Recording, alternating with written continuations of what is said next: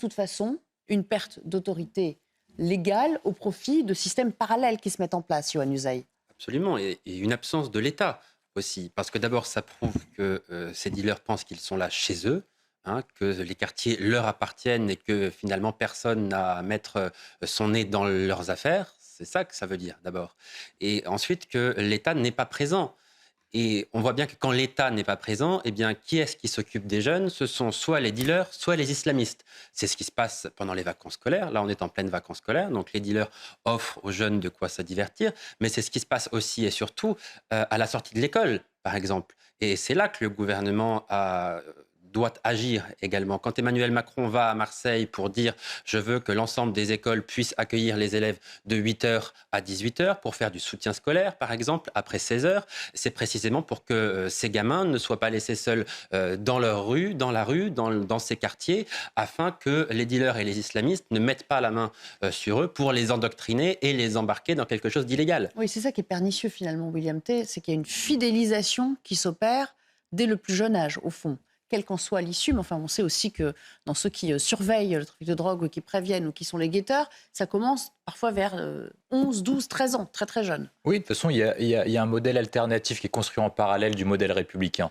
Vous avez un modèle qui est dit facile, vous pouvez l'appeler la loi des caïds, la loi des grands frères, la loi des trafiquants de drogue, la loi d'islamisme, c'est à peu près la même chose. Ce sont des modèles qui sont plutôt solidaires entre eux et qui aboutissent à la même chose, c'est-à-dire un modèle alternatif au modèle républicain, avec des lois différentes, avec des modes de vie différents et des règles qui sont différentes en termes de rémunération. C'est un peu le rêve de tous les libéraux, c'est des zones de duty free. On ne paye pas d'impôts, on ne paye pas de taxes et on fait ce qu'on veut. Il n'y a pas de règles, hormis les règles imposées par les trafiquants de drogue. Et on l'a vu lors des émeutes, c'est-à-dire que c'est eux qui sifflent la fin de la récré lorsqu'ils doivent siffler la fin des récrés.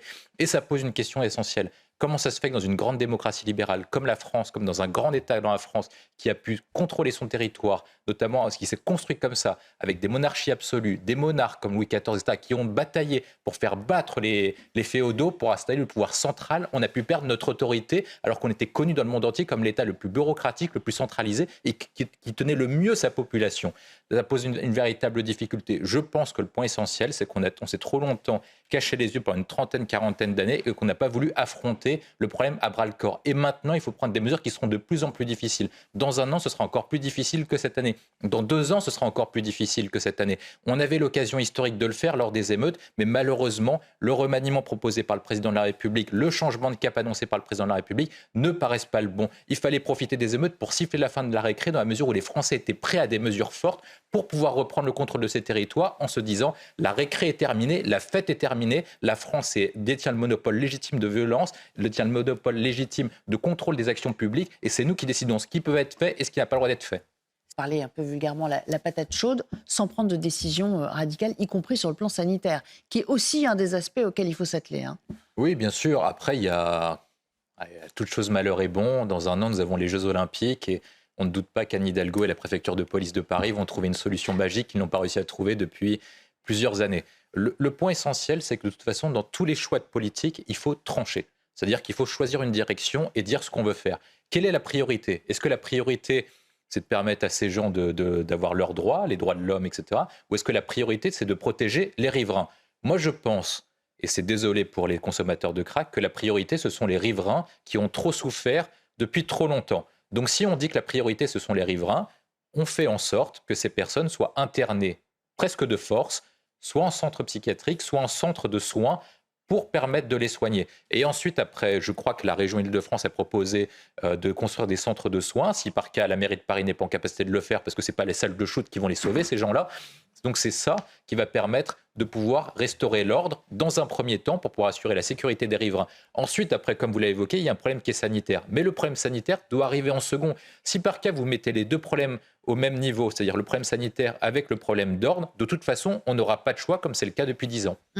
Farid Adlani, c'est pas avoir un volet santé et social sur le sujet. Je dis que la première priorité, ça doit être une question sécuritaire et d'ordre public. Parce que ces personnes-là, malheureusement, même si par qu'elles sont dépendantes du crack, ça reste des personnes qui sont délinquantes. La consommation de crack est illégale en France. Et elle cause des dommages à des jeunes personnes, à des riverains, et ça pose des problèmes aux enfants et aux personnes qui traversent ces points de voisinage. Le deuxième point que je vois, c'est que si par cas on se dit qu'on ne peut pas les interner pour consommation, est-ce qu'on ne peut pas les arrêter? Ça reste un délit. Est-ce qu'on ne peut pas augmenter les peines pour la consommation de crack qui les obligerait à être en prison ou en soins intensifs? C'est possible de le faire. Et la peine Et la preuve serait facile à obtenir dans la mesure où on mettrait juste 2-3 policiers qui surveilleraient ces points de deal ou ces points de consommation et on pourrait avoir des preuves très facilement pour les interner. Donc tout ça est possible, c'est juste une question de volonté. Et je pense que beaucoup de riverains, que beaucoup d'habitants de Paris, que beaucoup d'habitants de la région Île-de-France, dans tous ces endroits-là, aimeraient des solutions qui sont rapides. Effectivement, le plan idéal, ce serait de tous les sauver et de se dire que tout est possible. Malheureusement, moi je pense que ces habitants n'y croient plus. Si par contre on était en capacité de le faire, on l'aurait fait il y a très longtemps.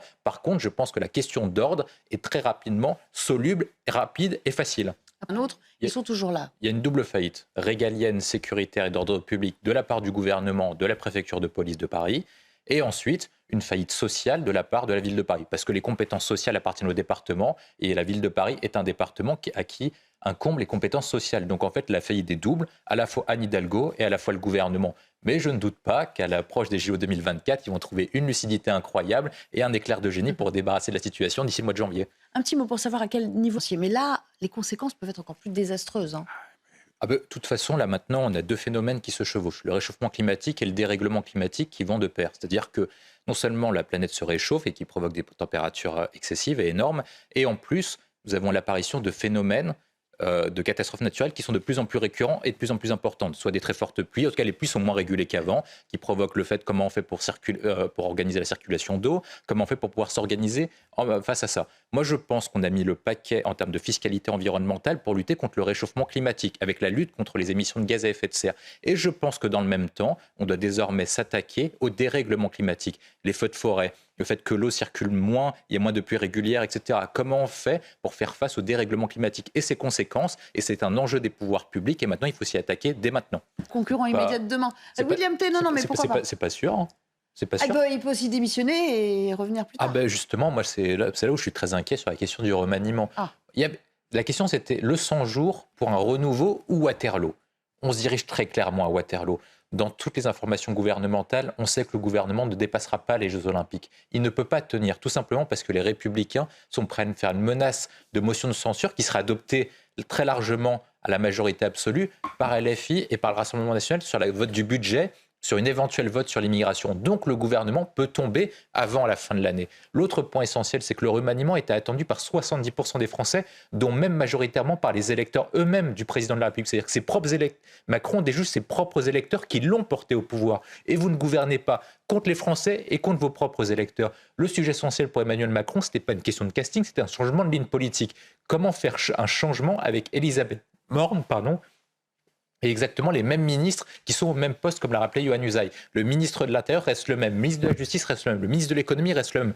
Or, sur les différents indicateurs économiques, sécuritaires, migratoires, justice, éducation, tous les indicateurs sont au rouge. Il fallait un changement profond de méthode, il fallait un changement profond de ligne politique et le président de la République ne veut pas le donner. Si par cas il n'est pas en capacité de le donner, ce sont les Français qui vont pouvoir imposer ce changement de méthode. Ils l'ont déjà fait lors des émeutes, ils l'ont déjà fait lors de Gilets jaunes. Lorsque vous regardez le parcours d'Emmanuel Macron, lorsque vous regardez l'histoire de la Ve République, vous n'avez pas un pouvoir qui est aussi faible politiquement, qui gouverne avec 30% des Français contre 70% des Français. C'est impossible mathématiquement. De plus, le message envoyé par les Français lors des dernières élections législatives, c'était « vous êtes élu président de la République parce qu'on voulait être représenté ni par Mélenchon ni par Le Pen, mais on vous impose une cohabitation à l'Assemblée nationale en vous donnant uniquement une majorité relative ». La traduction politique, c'était de partager le pouvoir avec un autre parti, soit la gauche, soit la droite. Or, la question que vous portez, qui est les questions au sein du gouvernement, c'est qui on nomme au sein du gouvernement comme Premier ministre. C'est pas celle-ci la question. La question, c'est l'élargissement politique, soit vers la NUPES, soit vers les Républicains. Or, Emmanuel Macron n'a monté de signe de tendre le bras ni aux Républicains, ni à la NUPES. Ça veut dire qu'il est affaibli politiquement et il se rétrécit en termes d'assises. À l'issue du qu'on change de... Le parti de la majorité présidentielle et les Républicains sont à la fois concurrents et solidaires. C'est-à-dire qu'ils sont concurrents pour un objectif de conquête du pouvoir et pour les élections, mais ils sont solidaires aussi. Parce qu'on ne peut pas tenir comme ça longtemps, sans dissolution, sans retourner aux urnes. Il faut que le peuple tranche. Or, si par cas, ils refusent de s'allier, ils vont tomber tous les deux. En cas de dissolution, combien de députés républicains arriveront à sauver leur siège? En cas de dissolution, combien de députés du MoDem, combien de députés d'Horizon, combien de députés de Renaissance vont refuser leur siège? Peut-être qu'ils ne veulent pas partager le pouvoir, mais sinon, encore un an, ils vont pointer aux ascédiques. C'est ça la vérité pour les députés de Renaissance. C'est-à-dire que si par cas, ils refusent de partager le pouvoir avec quelqu'un d'autre, on va finir sur une majorité qui sera encore plus relative que celle qui est prédite, avec une grande poussée du Rassemblement national. Et finalement, Emmanuel Macron, qui avait promis il y a un an qu'il était la meilleure garantie pour pouvoir combattre l'extrême droite et celui qui va permettre éventuellement un marchepied à Marine Le Pen en cas de dissolution. Tellement avoir des conséquences quand même pour Christian Estrosi. Ah oui, c'est moi, ça je un petit pense peu la que- nouveauté. Ah mais si c'est vrai, ça aura des conséquences politiques incroyables. Moi, je suis très surpris de la déclaration, de la déposition que vous avez citée de Christian Estrosi, parce qu'il dit qu'on ne peut pas prendre des mesures exceptionnelles à la mesure où on ne peut jamais tout prévoir. Il a raison. Par contre, il faut rappeler quel était le contexte de l'époque. On est 1 an après les attentats du 13 novembre Même moins, 2015. ouais, c'est ça, Huit même mois après. 8 mois après, on est quelques semaines après, je crois, l'Euro 2016. Et donc, du coup, on est dans un dispositif très spécial, avec un plan Vigipirate, un plan Sentinelle qui est très important. Donc, comment le maire de Nice n'a pas pu prévoir, à minima, une sécurité renforcée par rapport aux années habituelles, dans la mesure où le risque terroriste et d'attentats était très important. Je crois qu'on arrive au même jour ou quelques jours après le meurtre du prêtre de Saint-Étienne-de-Rouvray. Donc on est sur un contexte qui est très spécifique. On est avant, mais on est dans un contexte terroriste de toute façon très élevé. On est dans un contexte très spécifique. Si par cas c'est vrai, Le père Hamel. il y aura des conséquences à la fois judiciaires et également politiques pour Christian Estrosi, qui je ne vois pas comment pourrait rester à son poste si par cas de telles négligences se sont avérées.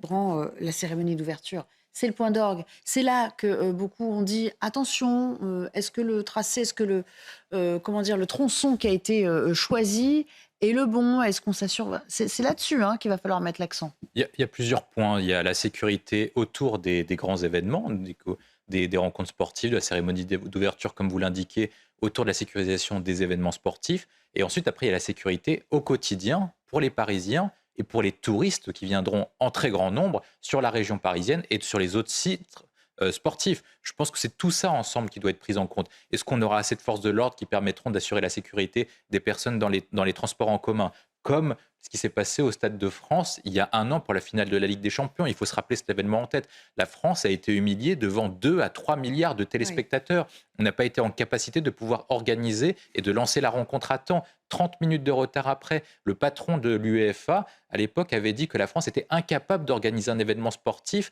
de grande envergure. On a un premier test qui est la Coupe du monde de rugby en septembre prochain, qui va être le prélude de savoir est-ce qu'on sera en capacité de pouvoir organiser les Jeux Olympiques. Pour l'instant, les indicateurs ne sont pas bons. Il n'y a pas de coordination entre la police nationale, la gendarmerie, avec de l'autre côté la police municipale. Est-ce que la mairie de Paris a mis une police municipale adéquate? Est-ce que, au-delà des effectifs de la région, il y a des effectifs de la mairie de Paris pour sécuriser les transports en commun? Est-ce que les différents sites sont sécurisés? Est-ce que les sites accueillant des touristes sont sécurisés? Pareil pour les endroits touristiques. Je pense qu'il y a un grand sujet et pour l'instant, comme sur le crack à Paris, on est encore très loin du compte. Un peu quitte ou double, quoi. C'est ou c'est très très bénéfique, ou alors c'est la catastrophe et l'image en éternit à tout jamais. Je pense que la très grande majorité des Français étaient très, très contente qu'on arrive à obtenir les Jeux Olympiques lorsqu'on les a obtenus il y a quelques années. Tout le monde pensait que ça allait bien se passer, comme les Jeux Olympiques de Pékin en 2008 ou comme les Jeux Olympiques à Londres en 2012. Quels étaient les remèdes de ce succès?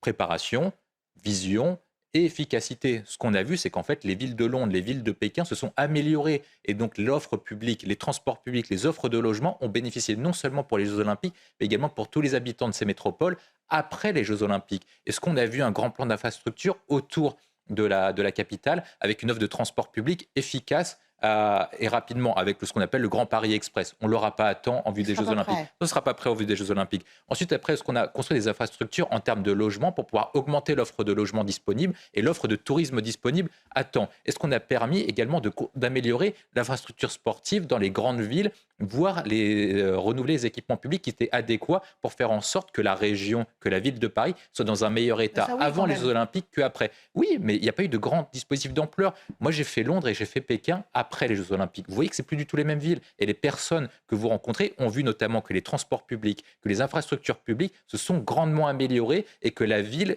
que ce soit les propriétaires, que ce soit les habitants, que ce soit les personnes qui travaillent dans ces cadres-là, ont vu une augmentation de leur niveau de vie et de leur espérance de vie et même de leurs biens publics avant et après les Jeux Olympiques. Est-ce que quelqu'un est capable de pouvoir dire à l'heure actuelle qu'il vivra mieux à Paris après 2024 que lorsque nous avons reçu la bonne nouvelle de l'obtention des Jeux il y a quelques années? C'est vrai que ça paraissait... Enfin, c'est vers ça qu'on va, finalement.